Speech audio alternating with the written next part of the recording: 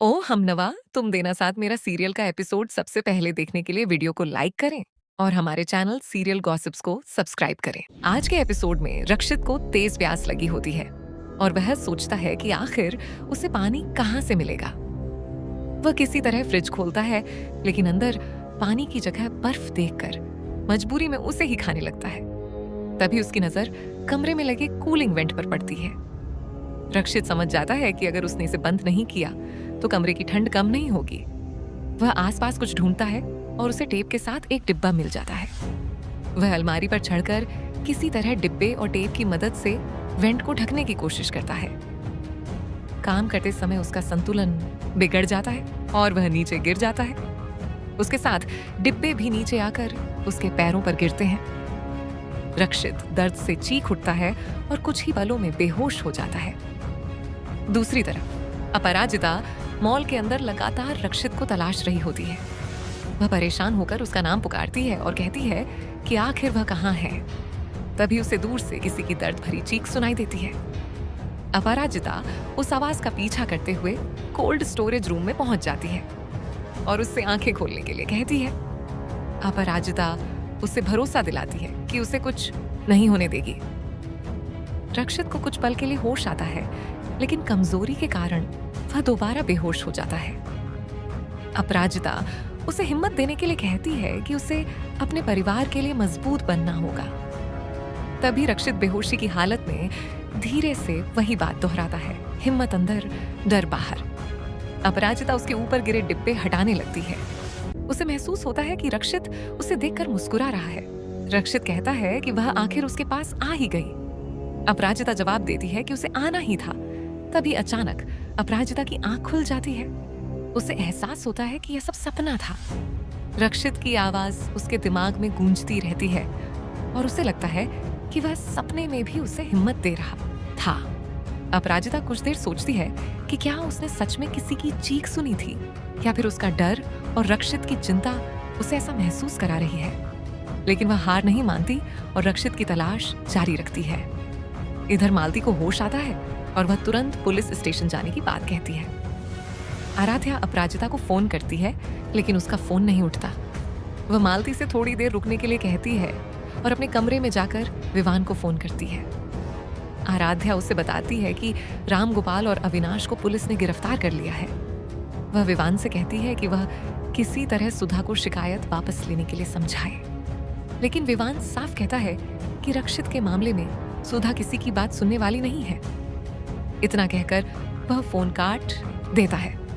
आराध्या वापस मालती के पास आती है। रश्मि भी अपनी माँ के साथ पुलिस स्टेशन जाने की बात कहती है। इसके बाद मालती, आराध्या और रश्मि वहां से निकल पड़ती हैं। उधर रक्षित को ढूंढते हुए अपराजिता अचानक गिर जाती है और उसके पैर में चोट लग जाती है।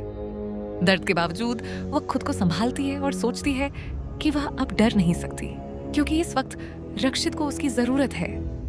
पुलिस स्टेशन में अविनाश के साथ सख्ती की जा रही होती है। पुलिस उसे पीटने लगती है। मालती इंस्पेक्टर से ऐसा न करने की गुहार लगाती है। रामगोपाल मालती को देखकर पूछते हैं कि वह यहाँ क्यों आई है। मालती सुधा के सामने खड़ी होकर कहती है कि अगर उसे उससे कोई शिकायत है तो उसका बदला रामगोपाल और अविनाश से इस तरह नहीं लेना चाहिए।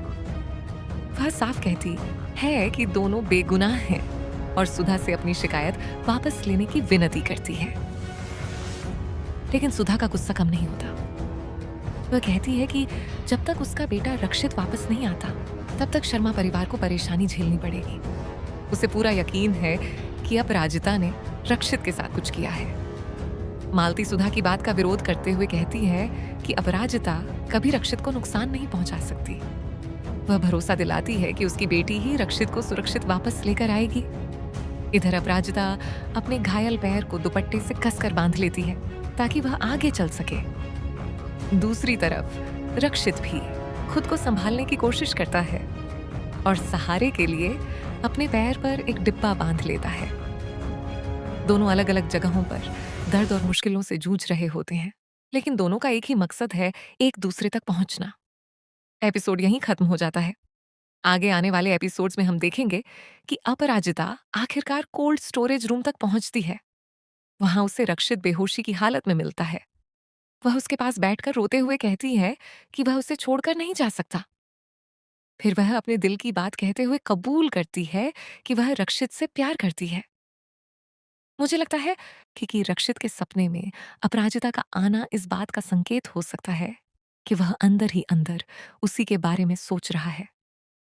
लेकिन बड़ा सवाल यह है कि जब अपराजिता सच में उसके सामने अपने प्यार का इजहार करेगी, तब क्या रक्षित उसे सुन पाएगा? दूसरी तरफ सुधा का शक अब और गहरा हो चुका है। इसलिए रक्षित के वापस आने के बाद भी अपराजिता के लिए मुश्किलें खत्म नहीं होने वाली हैं। क्या रक्षित ने सपने में अपराजिता की आवाज सच में महसूस की? क्या अपराजिता सच में उसके सामने अपने प्यार का इजहार करेगी? और क्या वह समय रहते रक्षित को कोल्ड स्टोरेज से बाहर निकाल पाएगी? वह उससे कभी नहीं मिलेगा और न ही उसके किसी कॉल का जवाब देगा। इतना कहकर वह गुस्से में वहां से चला जाता है। विवान के जाते ही आराध्या की नजर उसकी महंगी घड़ी पर पड़ती है, जो जल्दबाजी में वहीं छूट गई होती है। उसके चेहरे पर अचानक मुस्कान आ जाती है। वह सोचती है कि अब यही घड़ी उसे विवान से दोबारा मिलने का बहाना देगी और शायद वह उसे फिर से मना लेगी। दूसरी तरफ भारद्वाज हाउस में सुधा गहरी सोच में डूबी होती है। उसके कानों में बार बार ऑफिस के कर्मचारियों की वही बातें गूंज रही होती हैं, जिनमें रक्षित और अपराजिता के रिश्ते पर सवाल उठाए जा रहे थे। तभी अरविंद उसके पास आता है और माहौल हल्का करने के लिए मुस्कुराते हुए कहता है कि आज दोनों डेट पर चलते हैं। सुधा हैरान होकर कहती है कि उसका कहीं बाहर जाने का बिल्कुल मन नहीं है। तब अरविंद हंसते हुए कहता है कि बाहर नहीं, बस नीचे हॉल तक चलना है। दोनों जैसे ही नीचे पहुंचते हैं, सुधा की नजर सामने खड़े पानी पूरी वाले पर पड़ती है। अगले ही पल वह चौंक जाती है, क्योंकि पानी पूरी वाला कोई और नहीं बल्कि खुद रक्षित होता है। रक्षित मजाकिया अंदाज में माँ को पानी पूरी खिलाने की कोशिश करता है, लेकिन सुधा तुरंत कह देती है कि उसका यह ड्रामा उस पर बिल्कुल असर नहीं करेगा। रक्षित हंसते हुए कहता है कि कम से कम पानी पूरी पर तो अपना गुस्सा मत निकालिए। वह प्यार से एक पानी पूरी उसकी तरफ बढ़ाता है। सुधा उसे खा तो लेती है, लेकिन कहती है कि इससे उसका गुस्सा बिल्कुल कम नहीं हुआ। रक्षित फिर गंभीर हो जाता है। वह अपनी माँ से माफी मांगने लगता है और बातों बातों में अपराजिता का नाम ले बैठता है। बस फिर क्या था, सुधा का गुस्सा एक बार फिर भड़क उठता है। वह कहती है कि यही वजह थी कि वह कभी नहीं चाहती थी कि अपराजिता दोबारा उसके बेटे के सामने आए। लेकिन रक्षित अपनी बात पर अडिग रहता है। वह कहता है कि अपराजिता इस नौकरी की पूरी हकदार है और उसके साथ गलत नहीं होना चाहिए। सुधा उससे एक वादा मांगती है। वह कहती है कि जब तक उसकी इजाजत न हो, वह कभी भी अपराजिता को इस घर में नहीं लाएगा। रक्षित बिना बहस किए ये वादा कर देता है, लेकिन साथ ही मुस्कुराकर कहता है कि एक दिन ऐसा जरूर आएगा जब यही माँ खुद अपने हाथों से अपराजिता को इस घर की दहलीज पार कराएगी। सुधा तुरंत जवाब देती है कि ऐसा दिन कभी नहीं आएगा। इतना कहकर वह अंदर चली जाती है। उसके जाने के बाद अरविंद रक्षित के कंधे पर हाथ रखकर कहता है कि जिस दिन की तुम बात कर रहे हो, वह दिन जरूर आएगा। इसी बीच विवान को अचानक एहसास होता है कि उसकी घड़ी गायब है। वह परेशान हो जाता है और सोचने लगता है कि अगर रक्षित को पता चल गया कि उसने इतनी महंगी घड़ी खो दी है, तो उसकी खैर नहीं होगी। दूसरी तरफ आराध्या लगातार उसे फोन करती रहती है, लेकिन विवान उसका एक भी कॉल रिसीव नहीं करता। तभी अपराजिता वहां पहुंचती है और देखती है कि आराध्या बेहद परेशान दिखाई दे रही है। वह उससे पूछती है कि आखिर बात क्या है। आराध्या नाराज होकर पूछती है कि उसने रोहन का साथ क्यों दिया। अब तो विवान को भी सब पता चल गया है। अपराजिता शांत होकर जवाब देती है कि जब उसकी प्राथमिकता रोहन है, तो फिर विवान को लेकर इतना परेशान होने का क्या मतलब है। आराध्या कहती है कि विवान अब उसका बहुत अच्छा दोस्त बन चुका है। फिर वह ताना मारते हुए कहती है कि कम से कम उनकी दोस्ती पर तो वैसे सवाल नहीं उठते जैसे रक्षित और अपराजिता की दोस्ती पर उठते हैं। कुछ देर बाद मालती अपराजिता के चेहरे पर उदासी देख लेती है। वह प्यार से पूछती है कि क्या उसकी और रक्षित की फिर से लड़ाई हो गई है। अपराजिता चौंक कर पूछती है कि आखिर उन्हें ऐसा क्यों लगा। मालती मुस्कुराते हुए कहती है कि मां होने के नाते चेहरों की उदासी पढ़ना उसे आता है। लेकिन अपराजिता बात टाल देती है और कहती है कि उसका रक्षित से कोई झगड़ा नहीं हुआ। इतना कहकर वह अंदर चली जाती है। दूसरी तरफ रक्षित मोहित से कहता है कि वह एक दिन अपनी मां और अपराजिता दोनों को मना ही लेगा। मोहित हंसते हुए कहता है कि यह सपना पूरा होना लगभग नामुमकिन है। इतना कहकर वह वहां से चला जाता है। मोहित के जाने के बाद रक्षित अकेला रह जाता है। उसे एहसास होने लगता है कि शायद मोहित सही कह रहा था। उसे अपनी कही हुई हर कड़वी बात याद आने लगती है। आखिरकार वह अपराजिता को फोन मिलाता है ताकि उससे माफी मांग सके। लेकिन फोन अपराजिता नहीं, मालती उठाती है। मालती मुस्कुराकर कहती है कि उसे पहले से पता था कि रक्षित ज्यादा देर तक टिक नहीं पाएगा और माफी मांगने के लिए जरूर फोन करेगा। वह मजाक मजाक में उसे धोखेबाज कहती है और फिर उसे डांटती भी है कि वह उनकी पूरी प्लानिंग खराब करने पर तुला हुआ है। रक्षित हार मानकर पूछता है कि अब आगे का प्लान क्या है। मालती आत्मविश्वास से कहती है कि उसके पास अगला कदम भी पूरी तरह तैयार है। अगले दिन ऑफिस में रक्षित दूर से देखता है कि अपराजिता बहुत उदास है। दूसरी तरफ अपराजिता भी सोच रही होती है कि शायद कंपनी के नुकसान की वजह से रक्षित का व्यवहार बदल गया है। उसे महसूस होता है कि शायद उसे भी रक्षित से माफी मांग लेनी चाहिए। लेकिन तभी वह अपने कुछ सहकर्मियों को फिर से उसके और रक्षित के झगड़े पर बातें करते हुए सुन लेती है। उनकी बातें सुनकर उसका मन और भारी हो जाता है। उधर अरविंद एक बार फिर सुधा को समझाने की कोशिश करता है। वह कहता है कि अगर रक्षित सच में किसी के साथ खुश रह सकता है तो वह सिर्फ अपराजिता है। लेकिन सुधा एक बार फिर वही जवाब देती है कि अपराजिता कभी भी उसके बेटे के लिए सही जीवन साथी नहीं हो सकती। इसी दौरान अपराजिता हिम्मत जुटाकर रक्षित के केबिन में पहुंचती है। दरवाजे के बाहर खड़ी होकर वह दस्तक देती है। अंदर से उसे आवाज सुनाई देती है, इसलिए वह अंदर चली जाती है। लेकिन अंदर आते ही वह सुन लेती है कि रक्षित फोन पर किसी शनाया नाम की लड़की से डेट की बातें कर रहा है। अपराजिता कुछ पल के लिए ठिठक जाती है। उसके मन में सवाल उठता है कि आखिर यह शनाया कौन है। रक्षित जैसे ही उसे देखता है तुरंत पूछता है कि वह बिना पूछे अंदर क्यों आई। अपराजिता कहती है कि उसने दरवाजा खटखटाया था और उसे लगा कि अंदर आने की अनुमति मिल गई है।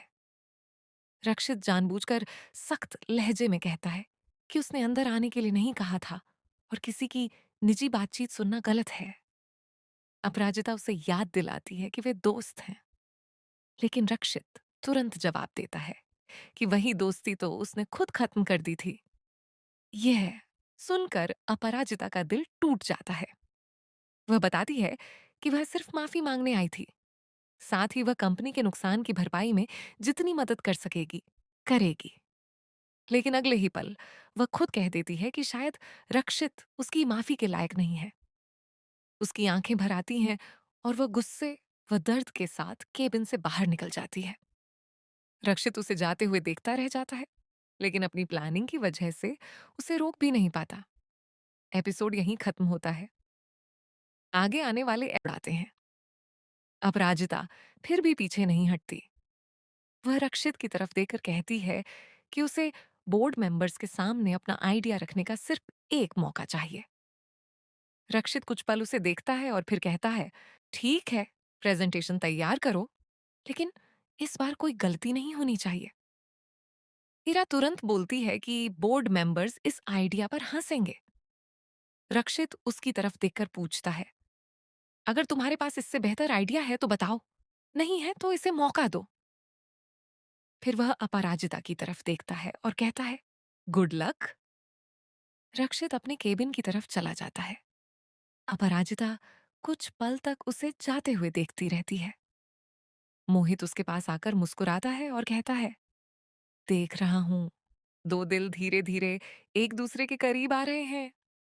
अपराजिता तुरंत कहती है, ऐसा कुछ नहीं है, वो मेरे बॉस हैं और मैं उनकी कर्मचारी, बस इतना ही रिश्ता है। मोहित मुस्कुराकर उसकी बात सुनता रहता है। अपराजिता अपनी टीम के साथ प्रेजेंटेशन की तैयारी शुरू कर देती है। तभी एक सहकर्मी की नजर उसके कान पर जाती है। वह कहती है, अपराजिता, तुम्हारा एक ईयरिंग नहीं है। अपराजिता अपने कान को छूती है और अचानक उसे पिछली रात याद आ जाती है। उसे तुरंत शक होता है कि ईयरिंग रक्षित के कमरे में ही गिरा होगा। उसी समय दूर खड़ा रक्षित उस ईयरिंग को अपनी जेब से निकालकर देख रहा होता है। वह अपराजिता की तरफ बढ़ता है और ईयरिंग उसे दिखाता है। अपराजिता की आंखों में खुशी आ जाती है, लेकिन तभी इरा वहां आ जाती है। रक्षित तुरंत ईयरिंग को अपने हाथ में छिपा लेता है। अपराजिता उसकी इस हरकत को नोटिस करती है। उधर ऑफिस के स्टोर रूम में एक रहस्यमयी व्यक्ति चुपके से प्रवेश करता है। वह वही पुराना कंप्यूटर चालू करता है और कुछ फाइलें खोलने लगता है। उसका चेहरा दिखाई नहीं देता। वह भारद्वाज ऑफिस की महत्वपूर्ण जानकारी दोबारा हासिल करने की कोशिश कर रहा होता है। तभी बाहर से कदमों की आवाजें आती है। अपराजिता स्टोर रूम की तरफ बढ़ रही होती है। गद्दार तुरंत कंप्यूटर बंद करता है और कमरे के एक कोने में छिप जाता है। अपराजिता अंदर पहुंचती है। वह चारों तरफ देखती है, लेकिन उसे कोई दिखाई नहीं देता। उसे शक होता है कि शायद कोई अभी अभी यहां था। वह सोचती है कि पहले उसे प्रेजेंटेशन के लिए जरूरी कपड़े इकट्ठे करने चाहिए। वह सामान निकालने लगती है। तभी पीछे से किसी के कदमों की आवाज आती है। अपराजिता पलटकर देखती है। सामने रक्षित खड़ा होता है। रक्षित उससे पूछता है, तुम यहाँ क्या कर रही हो? अपराजिता उसे अपने नए कलेक्शन के लिए कपड़े इकट्ठे करने की बात बताती है। रक्षित उसकी बात सुनकर कुछ नहीं कहता, लेकिन उसकी नजरें कमरे के आसपास घूमती रहती हैं। उसे भी महसूस होता है कि स्टोर रूम में कुछ गड़बड़ है, लेकिन दोनों को यह पता नहीं होता कि कुछ ही सेकंड पहले गद्दार उसी कमरे में छिपा हुआ था। वह व्यक्ति चुपचाप अपनी छिपने की जगह से दोनों को देख रहा होता है। एपिसोड यहीं खत्म होता है। आगे आने वाले एपिसोड्स में हम देखेंगे कि अगले एपिसोड में रक्षित आखिरकार अपराजिता का खोया हुआ ईयरिंग उसके कान में खुद पहनाता दिखाई देगा। दोनों के बीच का ये बेहद खास पल उनकी भावनाओं को और गहरा कर देगा। मुझे लगता है कि अपराजिता एक तरफ कंपनी को बचाने के लिए नए कलेक्शन की तैयारी कर रही है, तो दूसरी तरफ ऑफिस में मौजूद गद्दार फिर से सक्रिय हो चुका है। सबसे बड़ी परेशानी यह है कि गद्दार अपराजिता मत देने के लिए कहती है कि उसे अपने परिवार के लिए मजबूत बनना होगा। तभी रक्षित बेहोशी की हालत में धीरे से वही बात दोहराता है, हिम्मत अंदर, डर बाहर। अपराजिता उसके ऊपर गिरे डिब्बे हटाने लगती है। उसे महसूस होता है कि रक्षित उसे देखकर मुस्कुरा रहा है। रक्षित कहता है कि वह आखिर उसके पास आ ही गई। अपराजिता जवाब देती है कि उसे आना ही था। तभी अचानक अपराजिता की आंख खुल जाती है। उसे एहसास होता है कि यह सब सपना था। रक्षित की आवाज उसके दिमाग में गूंजती रहती है और उसे लगता है कि वह सपने में भी उसे हिम्मत दे रहा था। अपराजिता कुछ देर सोचती है कि क्या उसने सच में किसी की चीख सुनी थी, या फिर उसका डर और रक्षित की चिंता उसे ऐसा महसूस करा रही है। लेकिन वह हार नहीं मानती और रक्षित की तलाश जारी रखती है। इधर मालती को होश आता है और वह तुरंत पुलिस स्टेशन जाने की बात कहती है। आराध्या अपराजिता को फोन करती है, लेकिन उसका फोन नहीं उठता। वह मालती से थोड़ी देर रुकने के लिए कहती है और अपने कमरे में जाकर विवान को फोन करती है। आराध्या उसे बताती है कि रामगोपाल और अविनाश को पुलिस ने गिरफ्तार कर लिया है। वह विवान से कहती है कि वह किसी तरह सुधा को शिकायत वापस लेने के लिए समझाए, लेकिन विवान साफ कहता है कि रक्षित के मामले में सुधा किसी की बात सुनने वाली नहीं है। इतना कहकर वह फोन काट देता है। आराध्या वापस मालती के पास आती है। रश्मि भी अपनी मां के साथ पुलिस स्टेशन जाने की बात कहती है। इसके बाद मालती, आराध्या और रश्मि वहां से निकल पड़ती हैं। उधर रक्षित को ढूंढते हुए अपराजिता अचानक गिर जाती है और उसके पैर में चोट लग जाती है। दर्द के बावजूद वह खुद को संभालती है और सोचती है कि वह अब डर नहीं सकती, क्योंकि इस वक्त रक्षित को उसकी जरूरत है। पुलिस स्टेशन में अविनाश के साथ सख्ती की जा रही होती है। पुलिस उसे पीटने लगती है। मालती इंस्पेक्टर से ऐसा न करने की गुहार लगाती है। रामगोपाल मालती को देखकर पूछते हैं कि वह यहाँ क्यों आई है। मालती सुधा के सामने खड़ी होकर कहती है कि अगर उसे उससे कोई शिकायत है तो उसका बदला रामगोपाल और अविनाश से इस तरह नहीं लेना चाहिए। वह साफ कहती है कि दोनों बेगुनाह हैं और सुधा से अपनी शिकायत वापस लेने की विनती करती है। लेकिन सुधा का गुस्सा कम नहीं होता। वह कहती है कि जब तक उसका बेटा रक्षित वापस नहीं आता तब तक शर्मा परिवार को परेशानी झेलनी पड़ेगी। उसे पूरा यकीन है कि अपराजिता ने रक्षित के साथ कुछ किया है। मालती सुधा की बात का विरोध करते हुए कहती है कि अपराजिता कभी रक्षित को नुकसान नहीं पहुंचा सकती। वह भरोसा दिलाती है कि उसकी बेटी ही रक्षित को सुरक्षित वापस लेकर आएगी। इधर अपराजिता अपने घायल पैर को दुपट्टे से कसकर बांध लेती है ताकि वह आगे चल सके। दूसरी तरफ रक्षित भी खुद को संभालने की कोशिश करता है और सहारे के लिए अपने पैर पर एक डिब्बा बांध लेता है। दोनों अलग अलग जगहों पर दर्द और मुश्किलों से जूझ रहे होते हैं, लेकिन दोनों का एक ही मकसद है, एक दूसरे तक पहुंचना। एपिसोड यहीं खत्म हो जाता है। आगे आने वाले एपिसोड्स में हम देखेंगे कि अपराजिता आखिरकार कोल्ड स्टोरेज रूम तक पहुंचती है। वहां उसे रक्षित बेहोशी की हालत में मिलता है। वह उसके पास बैठकर रोते हुए कहती है कि वह उसे छोड़कर नहीं जा सकता। फिर वह अपने दिल की बात कहते हुए कबूल करती है कि वह रक्षित से प्यार करती है। मुझे लगता है कि रक्षित के सपने में अपराजिता का आना इस बात का संकेत हो सकता है कि वह अंदर ही अंदर उसी के बारे में सोच रहा है। लेकिन बड़ा सवाल यह है कि जब अपराजिता सच में उसके सामने अपने प्यार का इजहार करेगी, तब क्या रक्षित उसे सुन पाएगा? दूसरी तरफ सुधा का शक अब और गहरा हो चुका है। इसलिए रक्षित के वापस आने के बाद भी अपराजिता के लिए मुश्किलें खत्म नहीं होने वाली हैं। क्या रक्षित ने सपने में अपराजिता की आवाज सच में महसूस की? क्या अपराजिता सच में उसके सामने अपने प्यार का इजहार करेगी? और क्या वह समय रहते रक्षित को कोल्ड स्टोरेज से बाहर निकाल पाएगी?